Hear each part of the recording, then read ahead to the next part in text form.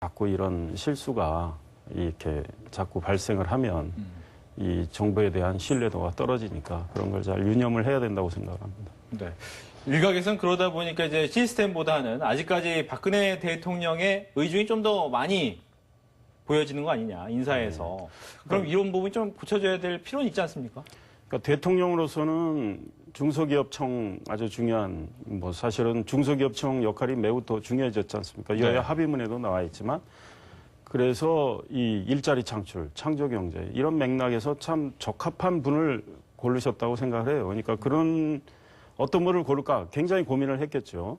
근데 이제 뭐 대통령이 그런 이제 상대적으로 사소한 문제들에 대해서 다 살필 수는 없으니까 이제 기존의 실무진들이 백지신탁 이분은 뭐 중소기업을 키워왔던 분인데 네. 중소기업청을 맡으면 사실은 결국은 이 백지신탁 문제가 제기되는 수밖에 없고 주식을 처분해야 하는 상황인데 예컨대 저 황철주 이제 전 후보자가 됐지만 그분이 뭐 문화부 장관이 됐다면 그냥 신탁만 하면 되는데요, 주식을. 예. 주식을 처분할 이유는 없지만 업무 관련성 때문에 이제 주식을 처분해야 되는 이 문제가 생겼는데 이분 입장에선 자기가 공들여 키운 기업이 뭐 풍비박산나게 생겼으니 기업을 선택한 건데 그분을 나무라기는 그렇죠. 그러니까 그런 치밀한 문제에 대해서 그런 문제에 대해서 치밀하게 다 따져서 알려드리고 그래도 하실 거냐고 좀 물어봤는 게 맞았죠. 그런데 앞으로는 그런 일이 없어야 되겠죠. 네.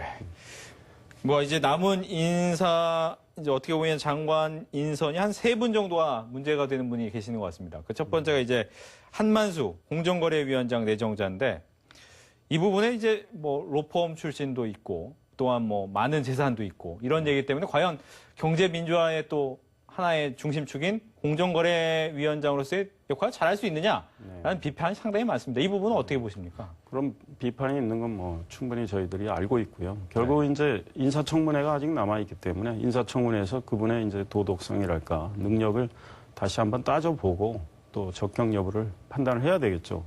그리고 그분이 만약에 공정거래위원장으로 임명이 된다면 이제 본인이 과거에 있었던 대형 로펌과 관련된 이런 것들. 그래서 많은 비판 여론이 나왔던 이거를 잘 의식을 해서 오해를 받지 않도록 일을 해야 되지 않을까 이런 생각합니다. 네. 그리고 이미 인사청문 보고서 채택이 무산된 이제 2명의 장관 후보자가 있습니다. 내정자가 있습니다. 김병관 국방장관 내정자와 현호석 경제부총리 겸 기획재정부 장관인데 지금 김병관 국방장관 내정자는 조금 전에 또 미얀마 관련해서 주식을 또 밝히지 않았다는 부분이 또 이야기가 나왔습니다. 네. 어떻습니까? 지금 뭐 청와대에서는 좀 조만간 한번 분위기를 봐서 임명할 것이다라는 관측이 더 많이 나오고 있는데 어떻게 해야 될까요? 글쎄, 뭐 제가 임명권자는 아니니까. 네. 그런데 뭐 오늘 또 새로운 문제 제기가 된 건 뭐 저도 언론 보도를 통해서 봤는데 본인도 뭐 실수를 인정을 했더라고요. 이제 뭐 누락했다는 건데 자꾸 의혹이 쌓여가는 측면. 그로 인해서 또 국민의 좀 더 불신을 하는 문제가 있습니다. 그래서 그 뭐 청와대에서도 많은 고민을 하고 있겠죠. 야당도 반발하고. 자관 뭐 좀 지켜봐야 되지 않을까 그런 생각합니다. 알겠습니다. 이제 뭐 또 다른 뭐 어떻게 보면 지난 대선 때부터 이슈가 됐던 인물이 이제 안철수 전 교수가 될 텐데 이제 서울로 돌아와서 노원병 출마까지 선언을 했습니다. 어떻게 보셨습니까? 출마 선언 보셨습니까?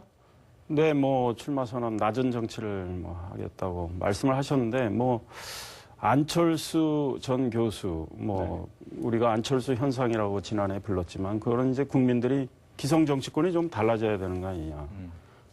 진짜 국민을 위한 정치를 하고 있느냐. 이런 이제 차원에서 제기됐던 문제인데 이분이 지난 대선 때 보여준 걸 보면 과연 새 정치를 할 수 있을까?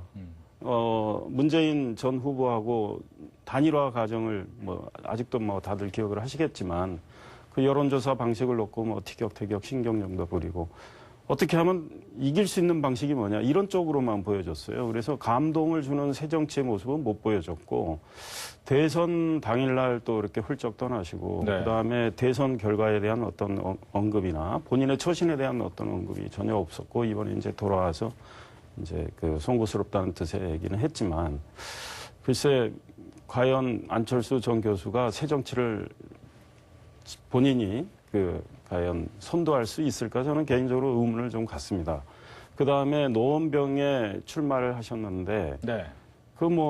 많은 비판 여론이 있죠. 아니 부산 영도로 가서 새누리당의 김무성 의원도 거기 출마 선언했는데 그분이 이제 공천을 받을지 안 받을지는 이제 공심위가 결정하겠지만 그런 분하고 싸워야 되는 거 아니냐 이런 지적도 나오고 노회찬 전 의원은 그런 취지로 얘기를 했죠. 왜 우리 밥그릇을 뺏으려고 하느냐. 바깥에 나가서 돈을 벌어와야지. 그랬죠. 그런데 엊그제 박원순 서울시장하고 만난 것도 네. 잘 아는 분이니까 그냥 인사를 했을 뿐이다라는 얘기지만 만나서 노원의 지역 이야기를 했고 또 그분과의 만남 자체가 언론에 큰 주목을 받았고 네. 그거는 노원병 표심에 영향을 반드시 주리라고 생각을 합니다. 그건 다른 이제 우리 언론에서도 그런 얘기를 했고 그래서 이제 선거법 위반 소지가 있지 않느냐. 서울 지역의 국회의원 보궐선거에 나온 분이 현역 서울시장을 만나서 지역 이야기를 했기 때문에 선관위에서는 의례적인 만남이라고 했지만 그래도 어찌됐든 안철수 전 교수가 좀 정정당당하게 좀 승부를 거는 모습을 보여주면 좋겠다.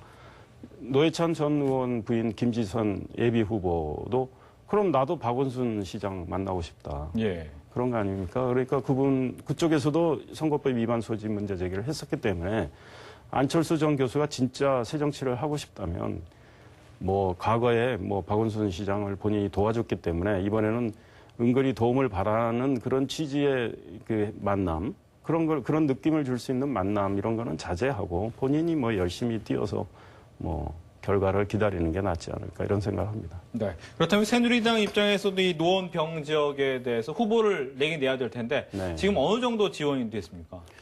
이제 공천심사위원회가 가동이 되고 있죠. 네. 공직후보자 추천위원회인데 현재 접수만 받은 상태입니다. 3분이 신청한 걸로 알고 있는데요.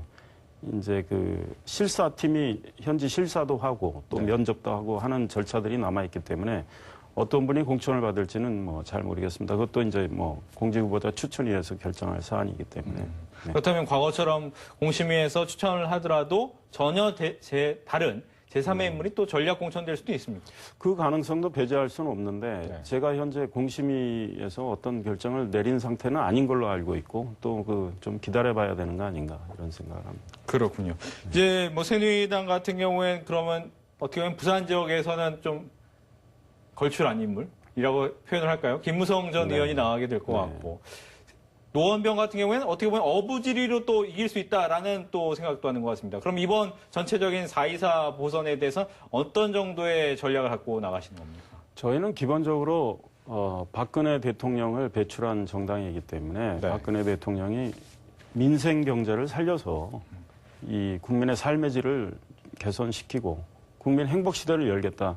사실 이제 그 일념으로 이제 특히 국정 철학도 강조하고 해오고 있는데 그걸 내걸고 저희가 이제 대선을 치렀고요. 그래서 저희는 진짜 국민이 어떻게 하면 좀 더 나은 삶을 살 수 있을까 그런 진정성을 저희들이 보여드리는 쪽에 초점을 맞추려고 합니다. 그래서 그런 지역 공약 또 그런 인물들을 내는 게 중요하다고 생각하고요. 야당이 어떤 공세를 취하는지 지켜봐야 되겠지만 개의치 않고 우리의 이야기를 하려고 합니다. 그래서 지역 주민의 심판을 받을 생각이고요. 이번 세 곳에서 국회의원 보궐선거가 있는데 부산하고 또 부여, 청양 거기도 저희는 좋은 후보들이 있습니다. 노원병도 어떤 후보를 내는지는 아직은 결정이 안 됐지만 야권에서 몇 분이 나와서 우리가 어부지리 얻을 수도 있겠다 그런 전망도 나오지만 저희는 그걸 의식하지 않고 최선을 다해서 뛸 생각입니다.